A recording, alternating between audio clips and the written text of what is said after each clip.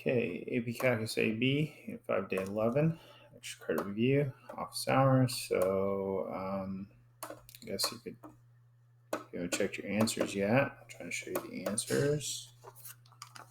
So these are the solutions. Pause the video, let's check them. There's one more at 14, below 13. So pause it if you need to. There's the last one. Okay. So, all right.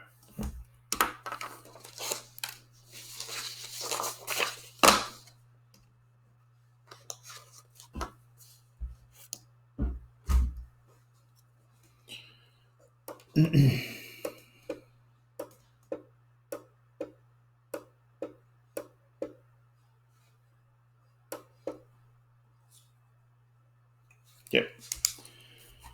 Let's see. F prime of x equals product rule x u times derivative cotangent tangent secant squared. So it's going to be negative cosecant squared plus cotangent x and derivative x cubed is 3x squared.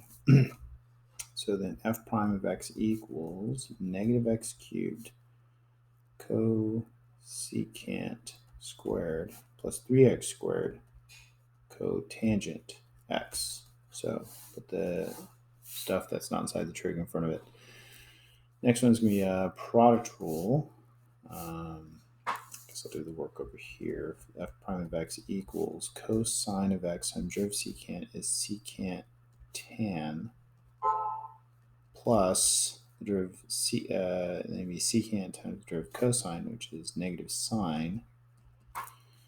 I'm going to show you a clever way to do this in a second. So then the derivative is, cosine secant tangent minus secant sine. Now let's try and clean this up. There's a lot of, usually, let's change things to sine and cosine. So secant is 1 over cosine and tangent is sine over cosine. Secant is 1 over cosine. And so what do we get? These cancel, and then we could, this is sine x over cosine x minus sine x over cosine x. The answer is 0. Really? Well, what if we had changed that function to sine and cosine right from the beginning? Well, secant is 1 over cosine, so the original function is actually equal to 1, and the derivative of 1 is 0. So, yeah, okay, 75th derivative, so we know there's going to be some kind of pattern here. So 0th derivative is the original function. First derivative is cosine. Second derivative is negative sine. Third derivative is negative cosine. Fourth derivative is positive sine x. And so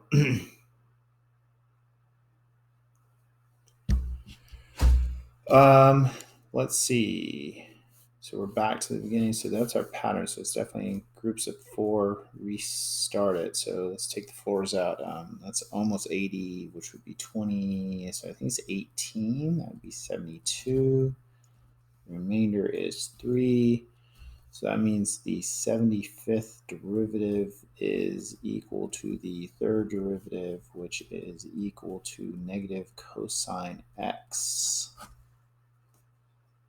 That's the work you can show. Okay, we got another derivative here, chain rule. So I would rewrite this as sine of 3x squared. So then that would be 2 sine of 3x to the first. And then you got to take a derivative of what's inside, which would be cosine of 3x. And then don't forget about the next chain rule. So then for your final answer, we're going to write it all nice. 6 sine 3x cosine 3x. There you go. Okay. Next one, I would rewrite for a couple things. I'd say sine, and then I'd say x to negative 1 on the inside, and then I'd say 1/2 power. Now it's going to probably make it the easiest. So f prime of x equals 1/2. Inside stays the same. It's a negative 1/2. And then times derivative of what's inside would be cosine. The inside of it stays the same. And then one more chain rule times derivative of what's inside, negative 1 x to negative 2. Final answer, I don't want negative exponents, okay? So it's going to be negative 1 cosine, or you could just say negative cosine of 1 over x all over 2x squared square root of sine of 1 over x. And that's the best answer. Okay, number 6, we're doing second derivative. So I would rewrite this as that. That's going to make things a little easier. So the first derivative is going to be negative sine. The derivative of what's inside would be negative 2x and negative 2. Yeah, we could rewrite this as positive 2x to negative 2 sine of 2x to negative 1. And then we're going to do the second derivative. So that's going to be a product rule. So it's going to be 2x and negative 2 times derivative sine is cosine. Leave the inside the same, and then you got to do chain rule. So it's going to be negative 2x to negative 2 plus sine of 2x to negative 1 times derivative of that's going to be negative 4x to the negative 3. So then we're going to rewrite it nicely and also without negative exponent. So this is going to be negative 4 cosine of 2 over x all over x squared minus 4 sine of 2 over x all over x cubed. So there you go. Number 7, final the values or where slope is equal to this. So we've done horizontal slopes a lot, but this is just a different slope. So you got to find the derivative. So it's going to be cosine of 2x times derivative of what's inside, and then set it equal to root 3. Now we don't have a calculator, so I'm glad it gave us one of those common values. So what's the reference angle? When does cosine equal root 3 over 2? So it's 1. It's that first angle, pi over 6. When is it positive? Quadrant 1 and quadrant 4. So we're going to solve this. 2x equals pi over 6 plus 2 pi k. And 2x equals, quadrant 4 would be 2 pi minus pi over 6. That would be 11 pi over 6 plus 2 pi k. And we divide by 2. And we get x equals pi over 12 plus pi k. And x equals 11 pi over 12 plus pi k. Now, usually we would expect to get 2 answers on 0 to 2 pi for common values. But the extra 2 on the inside divides period by 2, so we should get 4. So we get pi over 12, and then we get another, you could give this least common denominator, so that'd be 13 pi over 12, 11 pi over 12, 23 pi over 12, and these are all between 0 and 2 pi. So there you go.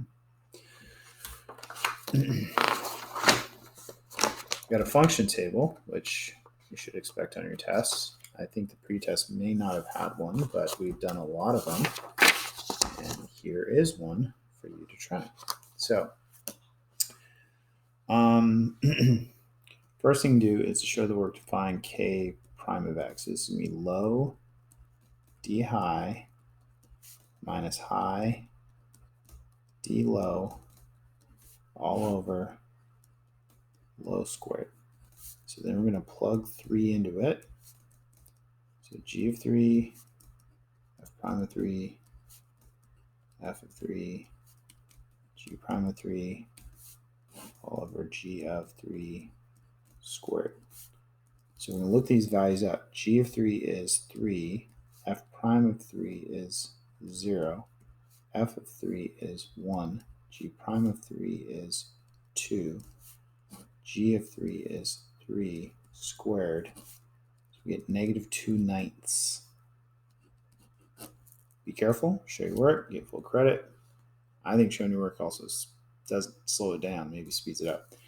Next one is going to be a little chain rule. Derive the outer function first, leave the inside the same. This is not a product. Times derive what's inside. So then we're going to plug 4 in.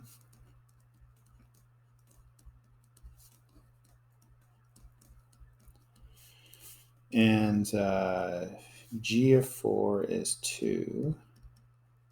And f prime of 2 is 3. And g prime of 4 is 2. And so the answer is, did I get that right? G prime of, oh no, g prime of 4 is 1. So the answer is 3. Okay, number 10, find the values of x for which the tangent line is perpendicular to the secant line. Okay, so I think we got to find the secant line first. So the secant line is just the slope between 2 points. So it's going to be f of 4 minus f of 2 over 4 minus 2. So we've done these a lot before. F of 4 is 0. F of 2 is 2. So negative 2 over 2 is negative 1. So that's the slope of the secant line. And we want to find where the tangent line is perpendicular to this. So we want to find where is the tangent line equal to positive 1. Okay, well, we got to find the slope. So we do f prime of, okay, tangent line to g of x. Okay, so then we got to do g prime of x. When does g prime of x equal 1? For what x values? For x equals 4. And that's it. Now, make sure that you don't miss any. If there's more than one, you need to list them all. So it's a little extra challenging, creative way of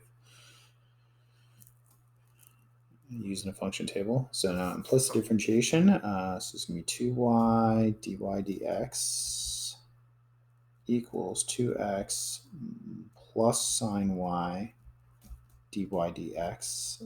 So we want to get the dy dx's on the same side and factor them out. So you have 2y minus sine y. And then we're going to divide both sides by that.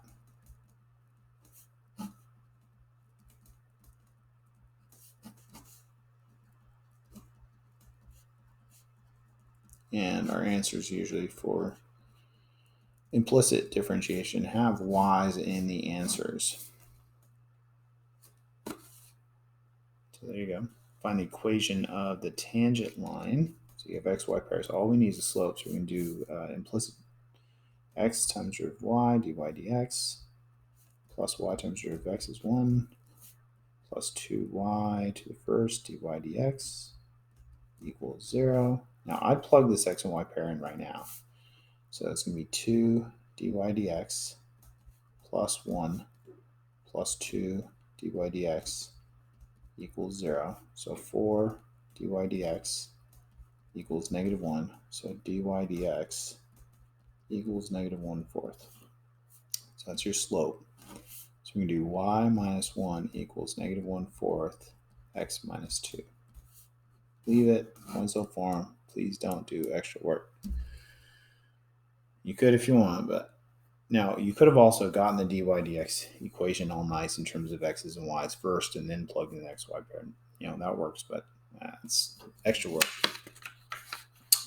Applications, find where this function is tangent to this line. Is tangent to that line. Okay, well, there's two things. They got to share a point and they got to share a slope. So, and there's two unknowns. I mean, you're looking for k, but you also don't know x. So the point, if they share a point, then their y values must be equal to the same x value. So we could substitute one of the expressions in for the other to get it all in terms of x. But we have two unknowns, so then they also share a slope. So we should find the slope of each of them. Y prime equals 2x and y prime equals 6. So 2x equals 6. And so x equals 3, which they didn't ask you to find, but you need that to find k. So now you can plug that in here.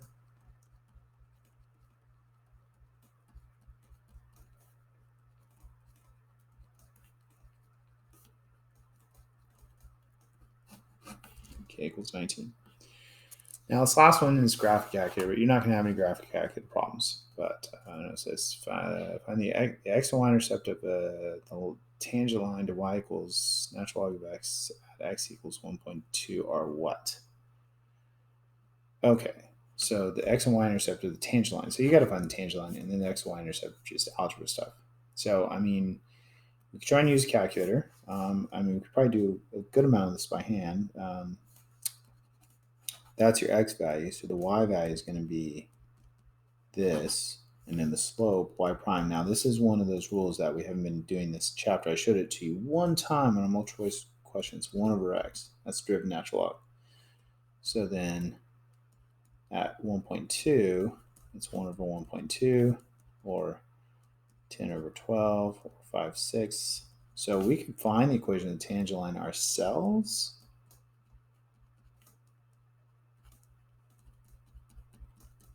And then we got to find the x and y intercepts of that line, which we could probably do by hand, but you could use a calculator. If you did it by hand, the x-intercept would be when y equals 0.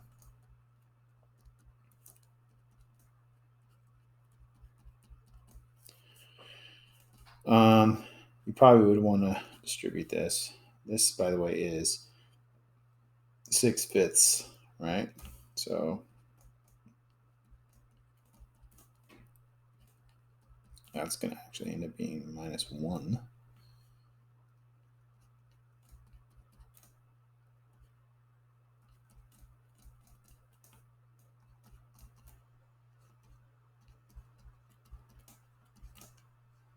That's the x-intercept. Y-intercept you would get by setting x equal to 0.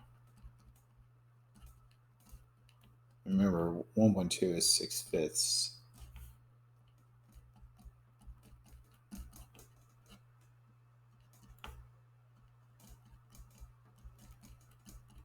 So that's the y-intercept. Now that's doing it by hand. So you could also use a calculator and use it to help you find the tangent line or the derivatives, or find these values. There are probably some ugly decimals. I think decimal wise, the x-intercept is 0.981 and the y-intercept is -0.818.